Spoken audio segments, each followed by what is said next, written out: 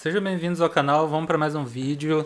Hoje um vídeo muito especial, pelo menos para mim, eu vou fazer um upgrade na minha máquina. Bom, esse upgrade aqui vai ser basicamente de processador, porém, como eu vou trocar o processador, eu tenho que trocar a placa-mãe e vou trocar as memórias.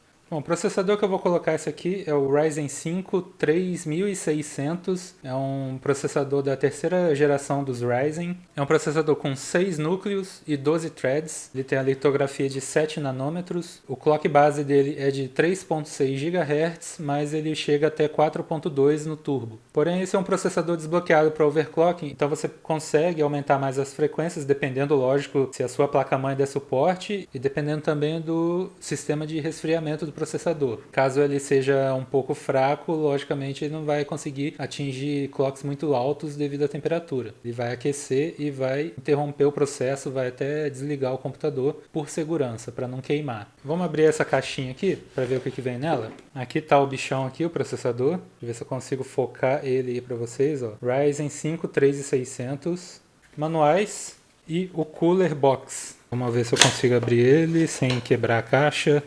Tá aqui o cooler box dele. Ele é um cooler até bem grande, comparado àqueles mais padrõezinhos que vem na Intel, né? Ele já vem com a pasta térmica aplicada, porém eu não vou usá-lo porque eu tenho o water cooler e esse water cooler tem um adaptador que suporta o socket AM4, então eu não vou precisar. Mas caso você não tenha outro sistema, ele já vem com um e que com ele eu já vi testes na internet aí que você consegue fazer um overclockzinho. Não muito grande, muito alto, mas consegue. Vamos dar uma olhada agora na placa-mãe que eu comprei. Essa aqui é da Gigabyte, modelo AB350M DS3HV2. Já vem escrito aqui, ó, AMD Ryzen 3000 Desktop Ready. Ele já tem suporte aos processadores 3000 Ryzen 3000, enfim. Essa placa-mãe aqui, ela é da primeira geração dos Ryzen. Porém, como ela ainda está sendo fabricada, ela já vem com um update de BIOS que dá suporte à geração 3000. Eu decidi comprar ela também porque ela estava mais em conta. Essa placa-mãe aqui, segundo a AMD ou as fabricantes, falam que não vai ter suporte à geração 4000. Porém, quando eu estava pesquisando, eu decidi comprar ela porque ela já tem suporte aos Ryzen 3000 e se eu comprasse uma placa lançada que já está no mercado, que vai ganhar um update de BIOS que dê suporte à geração 4000, ela não vai ter alguns recursos que as placas-mães novas vão ter. Tem alguns recursos, se não me engano, é PCI Express 4.0, alguma coisa do tipo. Esses recursos só vão vir mesmo nas novas placas-mães que são destinadas mesmo à geração 4000. Por isso eu decidi comprar essa aqui mesmo, porque caso eu queira ter um processador da quarta geração da AMD, eu vou ter que trocar de placa-mãe do mesmo jeito, para ter todos os recursos disponíveis na geração 4000. Então vamos abrir aqui. Ele vem aqui com dois cabos SATA.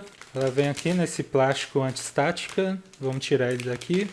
Bom, algumas características dessa placa-mãe aqui. Já tem 4 suportes para memória RAM, tem 2 slots para placa de vídeo, porém somente um deles, esse aqui de cima, tem suporte a 16x. E tem uma outra entrada PCI Express aqui. Aqui na parte de trás a gente pode ver que tem bastante USBs, tem um total de 8 USBs, tem uma entrada HDMI e uma DVI, porém a gente não vai usar porque esses processadores não têm vídeo integrado. Isso aqui é mais se você for pôr uma APU, que é um processador que já vem com vídeo integrado. Bom, muita gente fala também aí na internet que placa-mãe não dá mais FPS, independente da placa que você comprar e tal, que você pode pôr qualquer placa-mãe de entrada em qualquer processador. Isso não é totalmente verdade, mas também não é totalmente mentira. Mas como assim, né? Vamos lá. A principal característica sobre isso em relação à performance do processador que está relacionado à placa-mãe é esse sistema aqui de refrigeração e a qualidade dos MOSFETs, que são uns componentes eletrônicos que alimentam o processador, ou seja, eles dão energia para o processador poder funcionar, que são esses componentes aqui. Não sei se está dando para ver direito.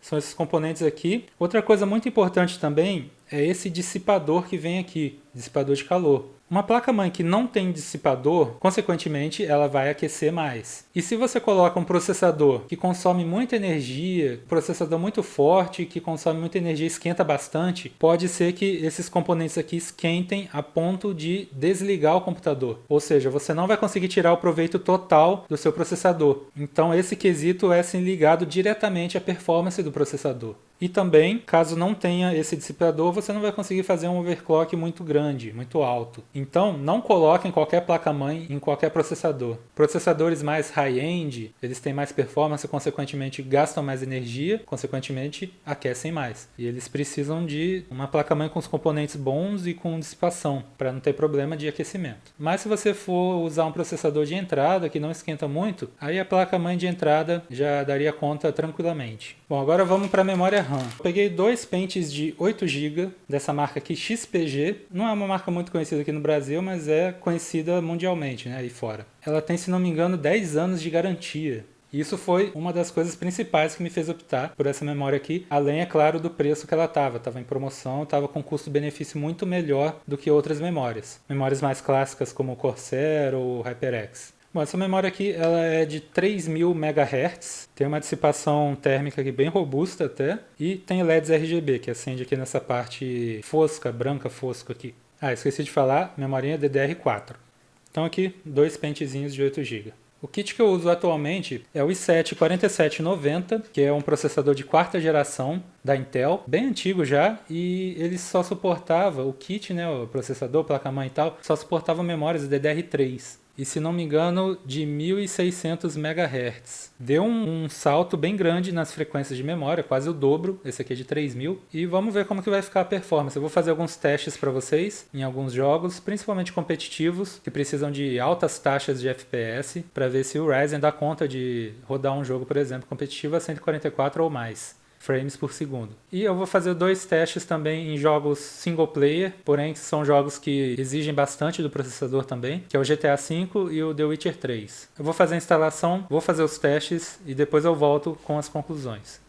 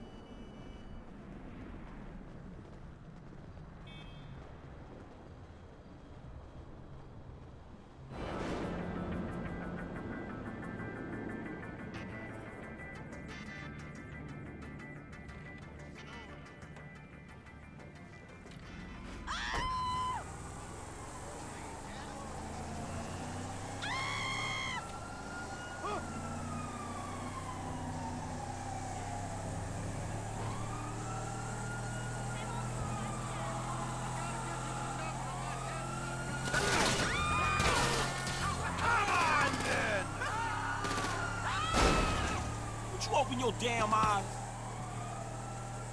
Dispatch, suspect located. Officers report 505 near, Century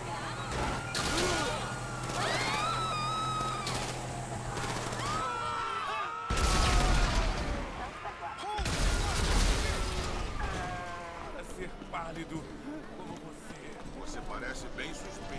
comprar amanhã ou o que você pode comprar hoje?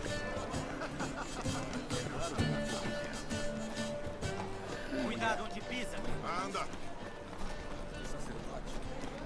Ora, ora.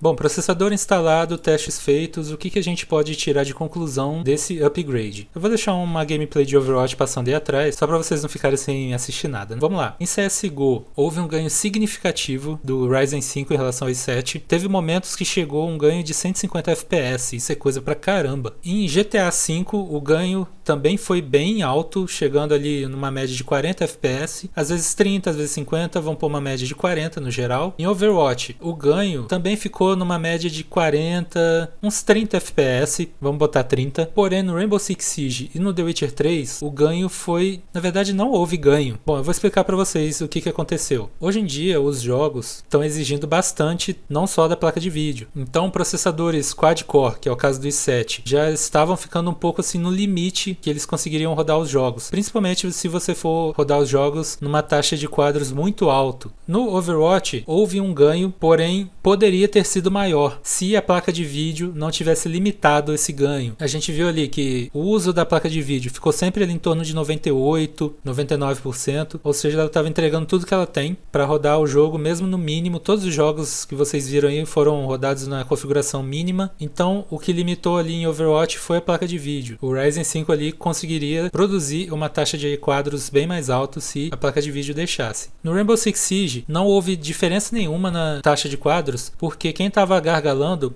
o limitador ali da configuração foi a GTX 970. Lógico que a taxa não está ruim, porém eu sempre miro ali numa taxa mais alta possível, porque eu tenho um monitor de 240 Hz e eu gostaria de rodar os jogos a 240 quadros por segundo. Se isso não acontecer, é dinheiro jogado fora num monitor desse calibre. Em The Witcher 3, com o i7, o desempenho da configuração chegou no limite. Teria que trocar ambos os componentes, processador e placa de vídeo, para ter um desempenho maior. Foi isso que vocês viram quando eu troquei o processador, somente o processador. A taxa de quadros ficou a mesma, porque a placa de vídeo também era o gargalo da configuração. Ou seja, o i7 estava a 100%, a 970 também estava a 100%, não tinha mais para onde correr, teria que trocar ambos os componentes para ter algum ganho. Somente trocando um dos dois não teria ganho nenhum. E foi o que aconteceu quando eu troquei somente o processador. Lembrando que todos os jogos foram rodados no mínimo em Full HD. Os jogos competitivos, eu sempre miro a uma taxa de 240 FPS, porque como eu falei, meu monitor é de 240 Hz. Porém, jogos como GTA e The Witcher, que são single player, eu miro ali nos 60 quadros, para mim tá de bom tamanho. Vocês viram o teste aí no mínimo, porém eu não jogaria no mínimo. Daria para jogar em configurações mais altas, tanto o GTA quanto o The Witcher, a 60 quadros por segundo. Isso foi mesmo somente para fazer uma comparação entre os dois processadores. Porém, nem só de jogos vive o YouTuber. A gente trabalha bastante com edição de vídeos também. E o que eu notei foi o seguinte, nos programas que eu usei, o i7 estava dando umas travadinhas bem chatas, principalmente quando eu ia colocar algum efeito, alguma transição. Dava uma travadinha, não era aquele negócio que parava de vez o computador, mas dava uma lentidão, era perceptível. O que não aconteceu com o Ryzen 5. Eu senti os programas rodarem bem mais fluido, sem travamento, além do tempo de renderização que eu notei que diminuiu bastante. Eu não sei exatamente quanto tempo foi